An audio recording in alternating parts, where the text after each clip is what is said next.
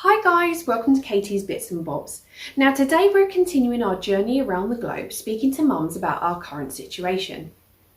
Today we are going to be speaking to Priscilla from Colombia, which is in South America. So first of all, can I say, Priscilla, thank you so much for joining us. It's going to be really interesting speaking to you because I think you have a bit of a different perspective from other mums that we've spoken to. I just wanted to say thank you for taking the time to, I guess, discuss, all of the issues that are going on globally and, to these things that are happening to us collectively. So, yes, I think it's a good opportunity, I guess, to try and get tips and advice from other parents. So, yes, thank you. So my first question to you is, how are you? Right, so it's a good question. How am I? I think, I'm today I'm okay. I think every day since, this whole situation started has been completely different. You feel a different emotion every day. I know, personally, I've been anxious. I've been stressed at times. I've been emotional also at times. So it's definitely, riding out all of those emotions and acknowledging them as well every single day. But I am very grateful to have everything that we need. So, we can't complain kind of about that. That's really good to hear. Okay, so let's get into the nitty-gritty of it. My first question to you is, how have you found being in lockdown? Because I know it's slightly different in Colombia as it is here and a bit more stricter. So how have you found the lockdown situation? Right, well, being on lockdown. So this is our fourth week. For those of you, that don't know me, I was born and I grew up in the UK, but I now live in South America. And we have been on lockdown for the past 4 weeks. So yes, it's been a long time. It's been extended to the 27th of April, but however, we still don't know, when we get to the 27th, what's going to happen. I know children, like most of the schools, won't go back till the 30th of May, so we still have some time to go. Again, like I said, every single day has been different. I've tried to come to terms with what we're living with. I've also tried to have a routine, but it hasn't been easy to have a routine. Everything has been completely, turned upside down. And if you were, a parent that got up, went to work, or took your children to school and everything else, that has been completely disrupted, and you've now had to find a new routine. So yeah, it's been challenging at times. I think also for those of you that have older children, they start to ask questions.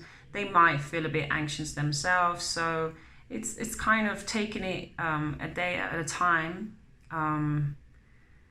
But it's going to test your patience at times, but it's trying to find the positive of it all, because obviously it helped us slow down. We were in such a fast-paced society, and we're always busy, always trying to be proactive and trying to get everything done as fast as we can, that we forget, that we have a life and we have other things to do apart from work. So, lockdown, I guess, take the good and learn from the bad. I think that's the most that we can all do, really. How have you found homeschooling? Now I know you have experience with teaching before, but how is it different to teaching other children to teaching your own child at home? Okay, homeschooling. Homeschooling is an interesting one. for those, again, for those of you that don't know me, I run a small learning center here in Colombia, and we work with children from 12 months and up. So I work with early years. I also work with primary school children, some secondary school, and on something that I do aside, I also work with adults. I also teach adults. So homeschooling it's an interesting one, and I'll tell you why. It's different opinions. We have clients that have decided themselves to homeschool their children, right? So they have a program, they have an idea of what it was that they wanted their children to have on a day-to-day basis, right? So for those families that do homeschooling on a day-to-day basis, it might be easier. And I'm saying easier even though, we have other factors going on.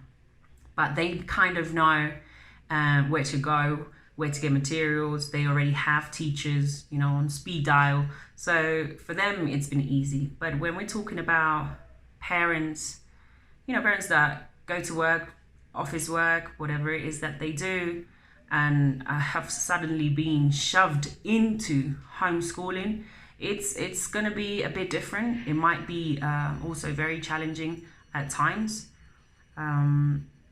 So homeschooling may not be the best fit for every single person out there. So I can't say what the best way to go about it is. I wouldn't recommend a specific way of doing it because one size right now doesn't fit all.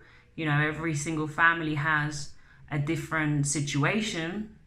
So we have parents that are working from home from 8 till 6 in the afternoon, or sometimes longer hours because, companies are all going crazy with stress. So that there's a lot going on. And I also feel that a lot of parents are stressing about making sure that their children carry on with education, and they feel that they're missing out on knowledge. But to be fair, and I want to emphasize the fact that children can learn from anything and everything at home. If we're talking about early years, you can take every situation you do at home and turn it into a learning moment.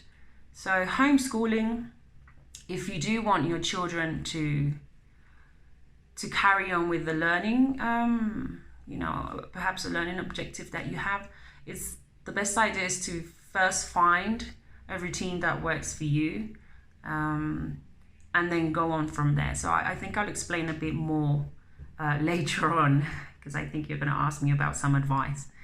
But you can find routines, a routine that works for you, and find what your child likes and what they're kind of working on at the moment in school. Perhaps get advice from their own teachers.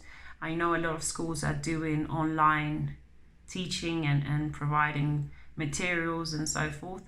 But again, expecting parents to turn themselves into personal tutors, teachers, or turning the house into a school is just not logical, and it's going to create a lot of pressure and stress on the parents that that also still have to continue to work from home. So I think you are by no means required to follow the curriculum down to a T and do everything that your child did at school, because it's just not the same environment. It's not and you won't have the same routine. So until you kind of get used to what's going on, you won't be able to have a set thing. I know from when the lockdown started, I said, right, because I have a 9-year-old, so it's a bit easier. She's much more independent, but I said, right, at 9 we'll do this, at 10 you're going to do this, at 11. And you know what? It didn't work out. It just didn't work out, because I had to do work. My partner also had to do his own work, and sometimes she needed that support whether it was in a computer or not, if she's because she's also taking lessons from school. So she sometimes, needs to connect and log in, and all these things also take time. So it was finding the best routine, really, and just slowly taking it, a day at a time. I like your point about not everything fits one child. So for example, my routine that I do with my son might not be the same routine that Beth does with her son down the road. So I guess you need to just get into the groove of it and find what works for you. So my fourth question would be, how have you found going from work every day to then being at home pretty much 24/7? How have I coped being at home every day? Again, it's very strange. I enjoy being at home. I really like being at home. So it is nice, but personally, I'm able to manage my hours. So it helps in the sense that, when you commute, I try to avoid rush hour, but I think that's what's been really nice from being away from traffic, because I live in a very big city, so traffic jams over here, you could be an hour and a half stuck in traffic. So I don't miss that. The way that I've managed to cope, I'm not gonna lie, sometimes I really stress, because on top of the work that you have to do, you also have everything going on at home, because you're always home, so there's always mess. And there's a ton of dishes to always be done. For some reason, they just multiply, they come out of nowhere. But the best you can do is finding, I like to take my time, to have time alone. So I try to find a couple hours, minutes in the day, to be alone. So whether it's reading or just breathing or sitting in my balcony and just looking out, maybe having a quick drink or whatever it is, I think you need to find a minute to just, pause and give yourself time to breathe and then start again, so you can kind of organize your day and your thoughts, because there's so many things going on. So yeah, I think it was just enjoying that extra bit of time that we get, whether it is to sleep, whether it is to read that book that's been sitting by by your bed, and I guess also spending time with your family. It's also been interesting, because you learn a bit more from each other. But yes, I think I've been stressed at times, anxious at times, and I've been grateful and I've been happy at other times. So yeah, it's again a different thing. That's great.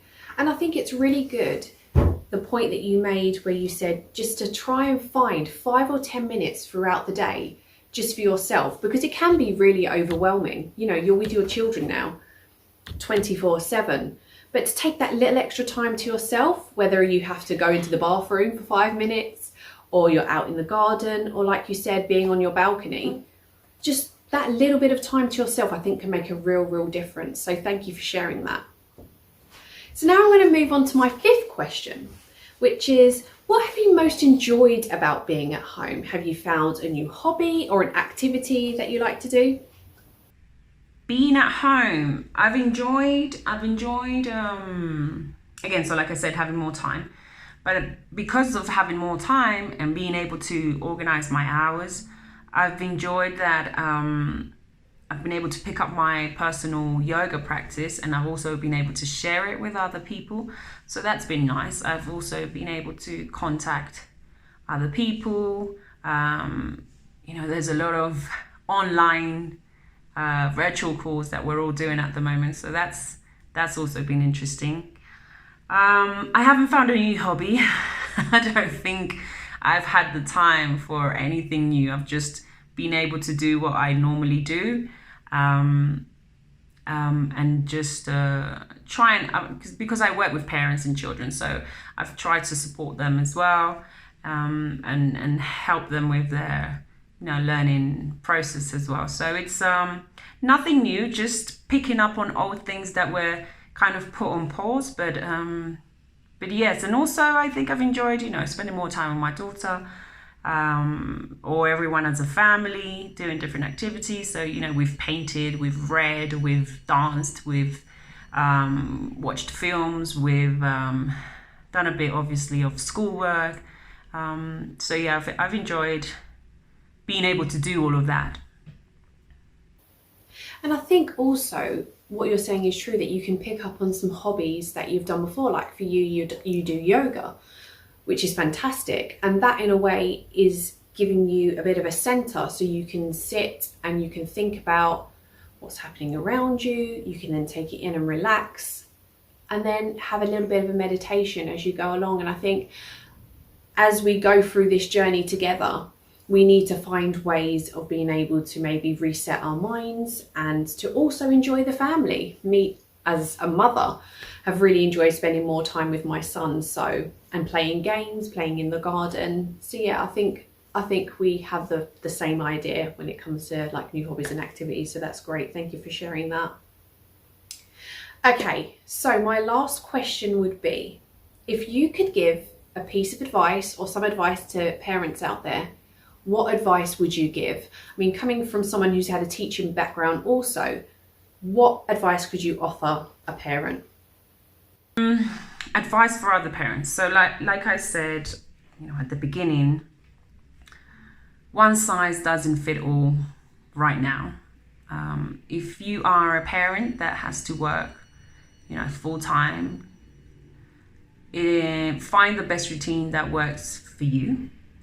Find what your child likes. Sometimes a lot of parents don't know what their child likes to do, how their child learns. That's also quite important. So if I know that my child's a bit more artistic, try and incorporate that into the activity that you want them to learn. So even if it's maths, you can do it with Play-Doh, with paint, with all types of